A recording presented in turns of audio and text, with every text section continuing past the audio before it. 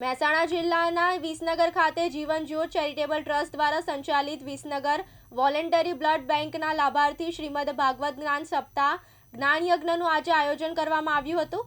ભારતીય સંસ્કૃતિના અત્યંત પવિત્ર અને આધ્યાત્મિક ઉત્સવની આજે શરૂઆત કરવામાં આવી છે। સફાઈ કામદાર મહિલાઓનું પૂજન અને ભોજન કરાવી સમરસતાનો સંદેશ આપ્યો છે।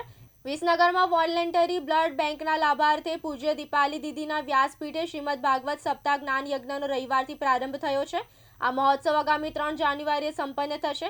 કથાના પ્રથમ દિવસે 28 ડિસેમ્બરે શેઠ કેશવલાલ અમથારામના નિવાસ સ્થાનેથી વિશાળ પોથી યાત્રા નીકળી હતી।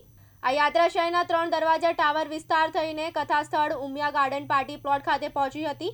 આશરે 1 કિલોમીટર લાંબી આ યાત્રામાં મોટી સંખ્યામાં શ્રદ્ધાળુઓ જોડાયા હતા। આજે ભાગવત કથાના શુભારંભમાં આજે વાલ્મીકી બેનની દીકરીઓને સમરસતાના ભાગરૂપે એમને બોલાવી એમનું અમે સન્માન કર્યું અને બ્રાહ્મણો સાથે એને ભોજન એમના ભાઈ જમાડાયું અને કથાનો શુભારંભ કરાયો। એક સંદેશ જાય કે સમરસતા આજે એક બધી જ્ઞાતિ આપણે સાથે માથે રહીને આ બધા સરસ પ્રોગ્રામો કરીએ અને એકતાના પ્રતીક રૂપે આજે આવા પ્રોગ્રામો થાય તો દરેક સમાજ એક સાથે જોડાઈ શકે। વિસનગર શહેરમાં અમે વિસનગરના ભામાસા એવા રાજુભાઈ કે પટેલ આરકેના નેતૃત્વ નીચે સમગ્ર સેવાના કાર્યો કરી રહ્યા છીએ।